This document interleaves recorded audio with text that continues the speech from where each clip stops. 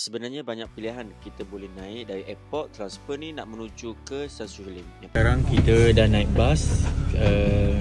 Harga dalam 3/4 dalam RM18. Jarak perjalanan dari sini menuju ke sana dalam 1 jam. Kita akan sampai ke Tim Syamshui. Okay, let's go.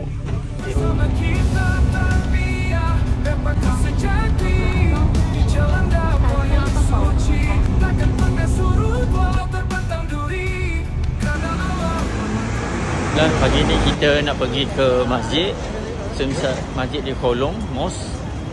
So kita dah tengok masjid kat depan tu. Bendung hitam tak jadi halangan. Dengan niat suci ingin memberi untuk umat yang kita. Baru sudah rehat kat masjid.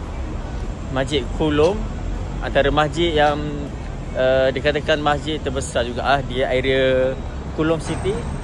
Masjid dia. Lepas ni kita nak cari kedai makan dulu, Islamic halal.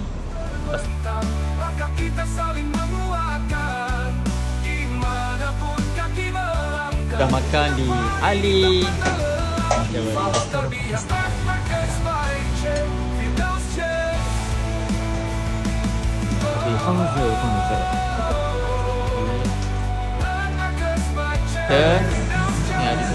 Kita berada di Australian Guest House, yang mana kita akan menetap di sini selama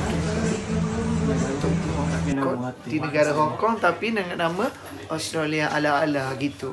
So kita akan menetap sini 2 hari. Kita akan berjalan sini sampai puas. Lepas tu kita akan bergerak ke Macau.